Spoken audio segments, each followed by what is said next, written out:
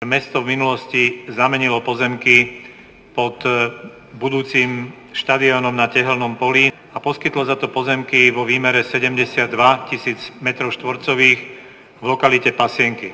Čiže 54 000 m2 bolo na Tehelnom poli vymenených mestom za 72 000 m2 v lokalite Pasienky, s tým, že tá funkcia bola šport za šport.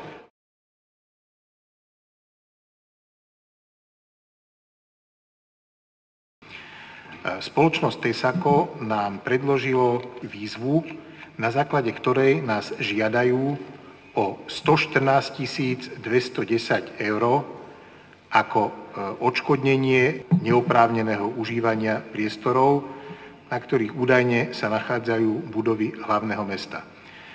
Chcem vás ako predkladateľ informovať, že dňa 28.3. sme dostali petíciu, ktorú podpísalo 7 000 občanov nášho mesta, respektíve aj ďalších častí Slovenska, a ktorá sa týka areálu športovej haly na Pasienkoch. Toto od nás žiada petícia, aby sme pomohli riešiť tento problém, pretože sme ho vlastne my v minulosti spôsobili práve tou zámenou, o ktorej som hovoril, kde mesto chcelo výjsť v ústrety budovaniu Národného futbalového štadióna. Ja navrhujem, aby sme to riešili formou zámeny pozemkov. Som to len zopakoval, že či som pochopil správne.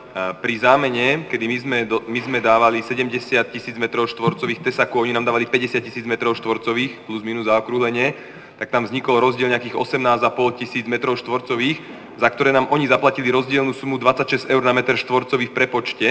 A oni teraz pýtajú za pozemky, ktoré kúpili po 26 eur, tak pýtajú 4 eur na meter štvorcový nájom. Čiže ak to správne rátam, tak 6,5 ročný, a respektíve za 6,5 roka dostanú kúpnu cenu. Pán poslanec, oni doplatili iba 18 000 m2 a predtým kúpili pozemky na Tehelnom poli za veľké peniaze, ktoré zatiaľ nemám presne špecifikované. Podľa mňa je zámena jedinou alternatívou, jedinou možnosťou, ako vyriešiť problém k spokojnosti všetkých troch strán. A bola by to skutočne likvidácia tejto asociácie, ak by sme im ako mesto aj pri tých stratách možných nepomohli.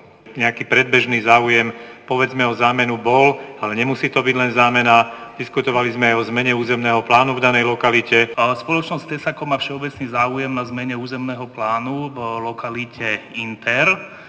Táto vec, myslím si, že je všeobecne známa. S tým, že tá funkcia bola šport za šport.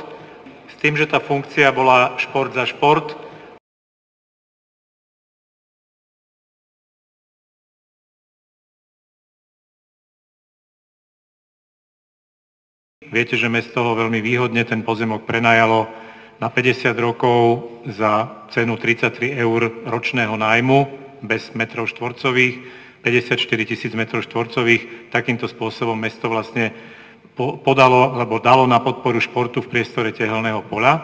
To, čo nám zostalo, je problém na našej strane. Čo už my môžeme s tým robiť? My s tým častokrát môžeme robiť strašne veľa a som rád tiež, že sa trošku odkrývajú karty, že to nebudú len také náhodné zámeny, že to nebude len také náhodné. Ono to je presne tá salamová metóda. My ideme kúsok po kúsku, tí developeri majú čas, majú peniaze, tu sa vystrieda pár zastupiteľstiev, na jednom schvália jedno, na druhom druhé, na treťom tretie. Raz sa to podarí a naozaj to vyzerá tak, že o niekoľko rokov nebude táto zóna športová, bude tam polifunkcia.